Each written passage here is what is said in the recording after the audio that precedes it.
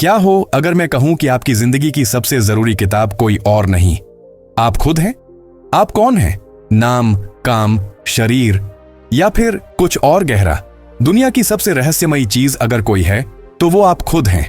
और इसी रहस्य को खोलती है Amy, a book about you by Bentinho Massaro. एक ऐसी किताब जो आपको बाहर की दुनिया नहीं बल्कि आपके अंदर की सच्चाई दिखाती है।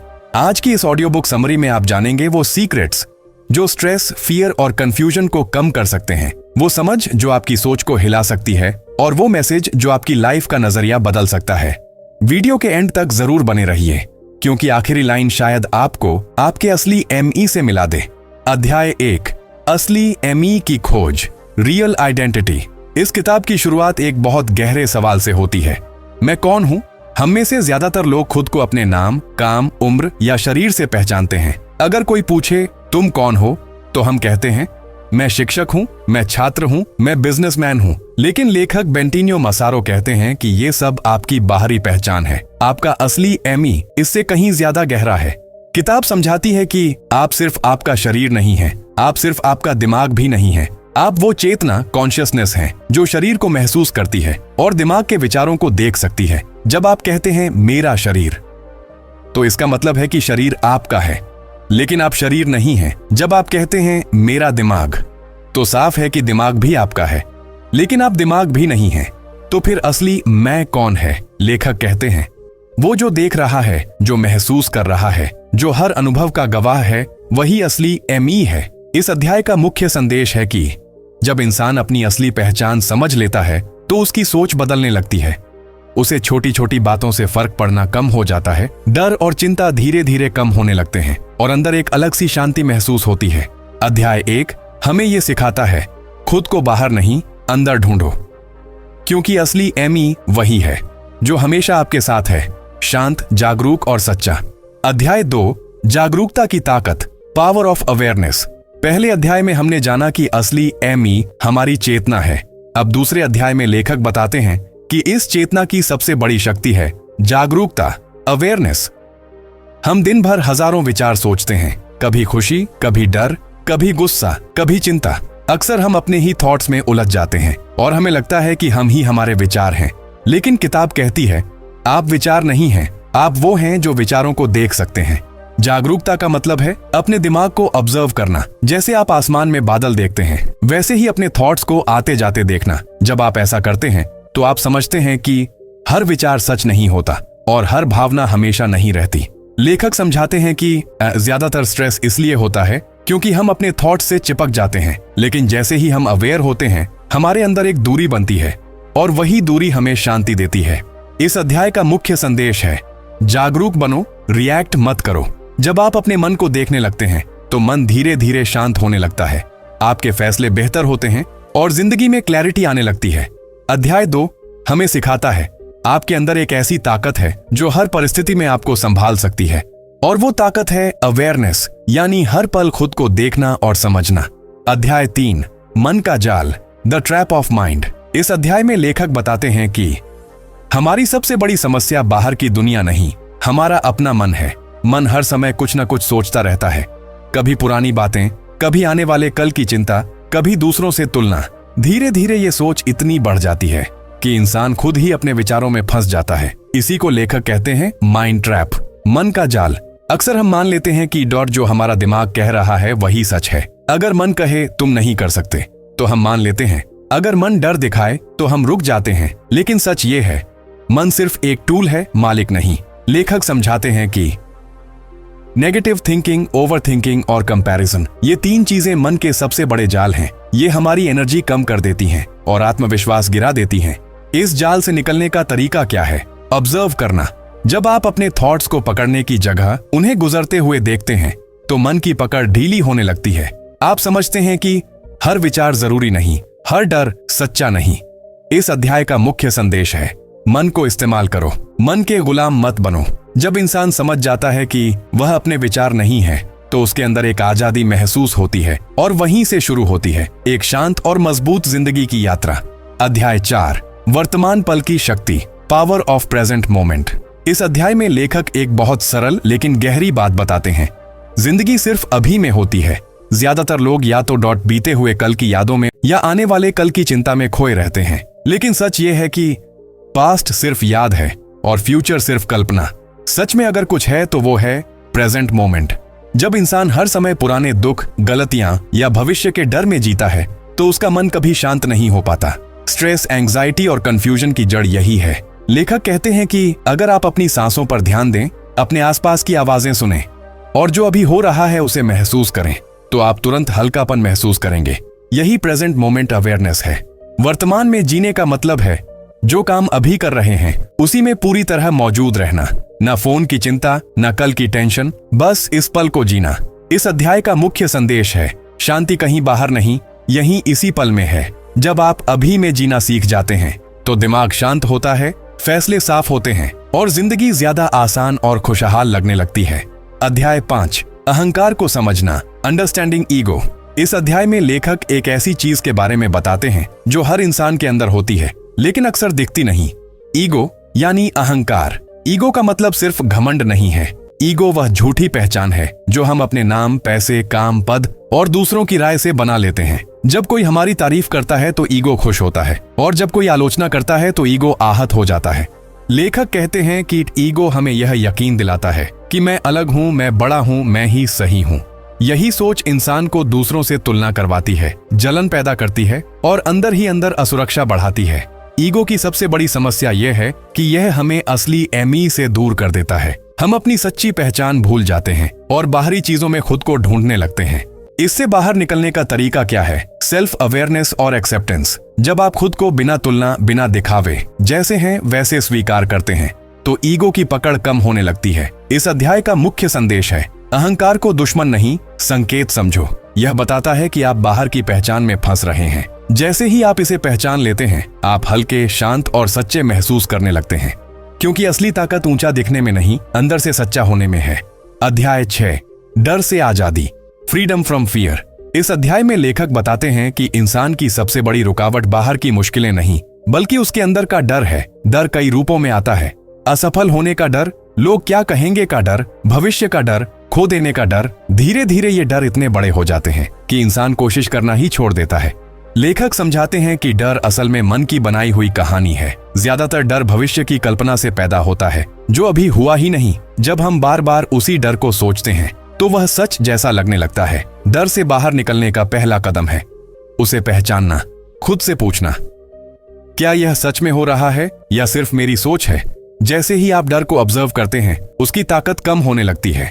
दूसरा कदम है छोटे कदम उठाना। डर को एकदम खत्म करने की जरूरत नहीं, बस रोज थोड़ा थोड़ा आगे बढ़ना। हर छोटा एक्शन आपके आत्मविश्वास को मजबूत करता है। इस अध्याय का मुख्य संदेश है डर को भागकर नहीं, समझकर जीता जाता है। जब आप समझ जाते हैं कि आप डर नहीं हैं, आप वह चेतना हैं जो डर को देख सकती है, तो अंदर एक आजादी महसूस होती है और उसी आजादी से डर जिंदगी में हिम्मत, स्पष्टता और नई शुरुआत की ताकत जन्म लेती है।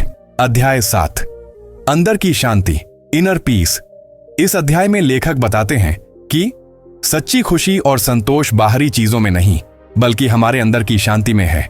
अक्सर हम सोचते हैं कि पैसा, पद, नाम, रिश्ते या सफलता हमें खुश करेंगे, लेकिन ये सब अस्थायी हैं। अगर हमारे अंदर शांति नहीं है तो दुनिया की सारी चीजें भी मन को संतुष्ट नहीं कर सकती। इनर पीस का मतलब है मन और दिल का शांत होना, विचारों और भावनाओं के बीच में संतुलन। जब हम अपने अंदर शांति पैदा करते हैं तो कोई भी परिस्थिति हमें परेशान नहीं कर सकती। लेखक बताते हैं कि शांति पाने के लिए कुछ सरल तरीके हैं। अवेयरनेस, अपने विचार और भावनाओं को ऑब्जर्व करना। एक्सेप्टेंस, जो है उसे बिना विरोध के स्वीकार करना। डिटैचमेंट, परिणामों से अपनी खुशियां जोड़ना कम करना। जब आप अंदर से शांत हो जाते हैं तो आप ज्यादा समझदार और मजबूत बनते हैं। आपकी सोच साफ होती है, आपके फैसले बेहतर होते हैं और जीवन में हल्कापन महसूस होता है। इस अध्याय का मुख्य संदेश, असली शक्ति और खुशी आपके भीतर है। जितना अधिक आप अपने अंदर की शांति को महसूस करेंगे उतना ही बाहर की दुनिया सरल और सुंदर लगेगी।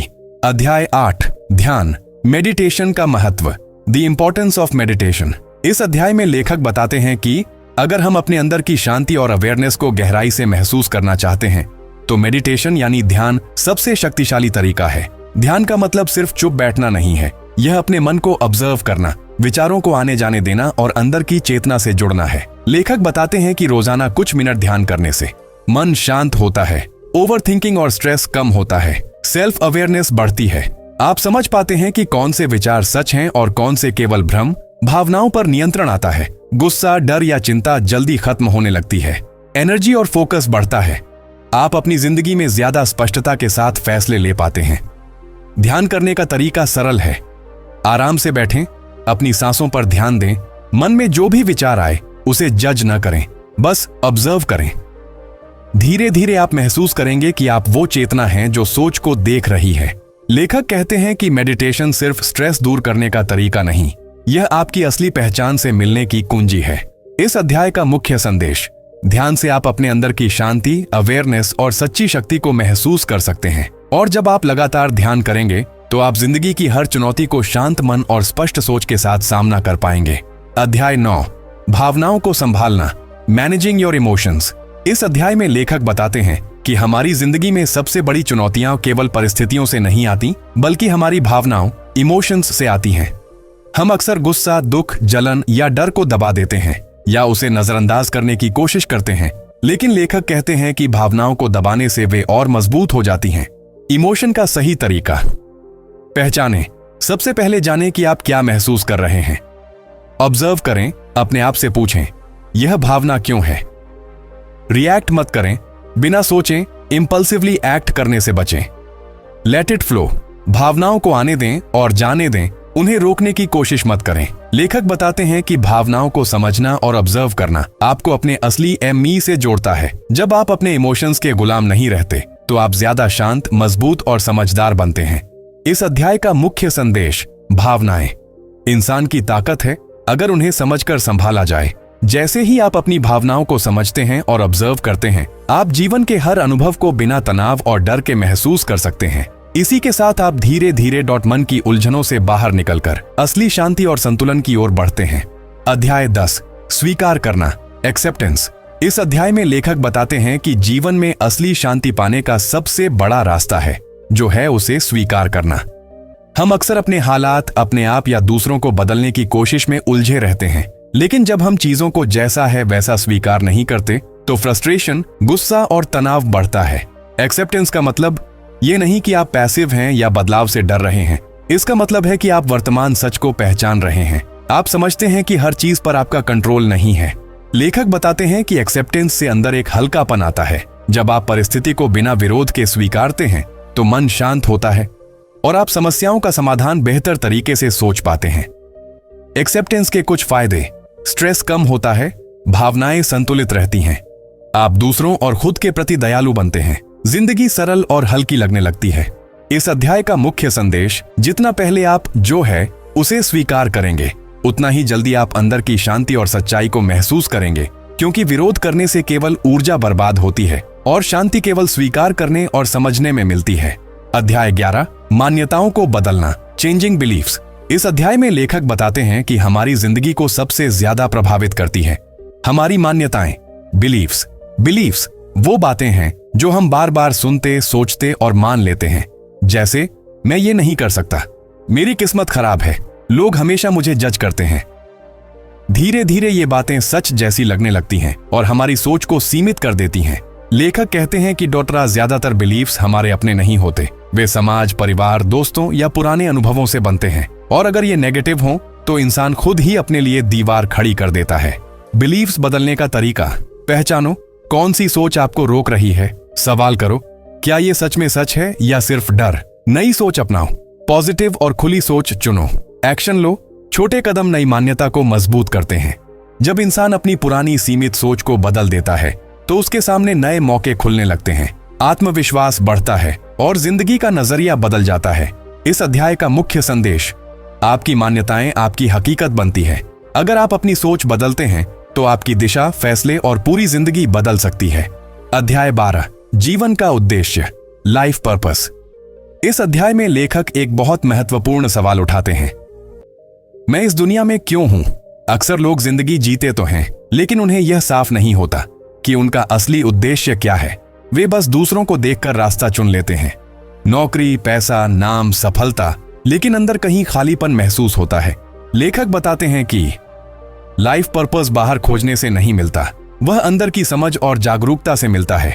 जब इंसान खुद को जानने लगता है तो उसे समझ आने लगता है कि उसे क्या पसंद है, किस काम में खुशी मिलती है और किस दिशा में उसका दिल खींचता है। लाइफ पर्पस कोई एक बड़ी उपलब्धि नहीं, बल्कि हर दिन सही दिशा में उठाया गया छोटा कदम है। जब आप अपनी सच्ची रुचि और अपनी चेतना से जुड़कर काम करते हैं तो काम बोझ नहीं लगता, वह आनंद बन जाता है। लेखक कहते हैं, दूसरों की नकल करने के बजाय अपनी आवाज सुनो, क्योंकि हर इंसान अलग है और हर किसी का उद्देश्य भी अलग होता है।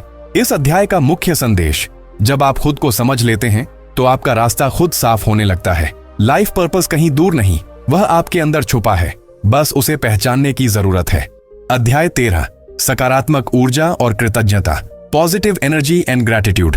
इस अध्याय में लेखक बताते हैं कि हमारी सोच और भावनाएं ही हमारी ऊर्जा, एनर्जी बनाती है।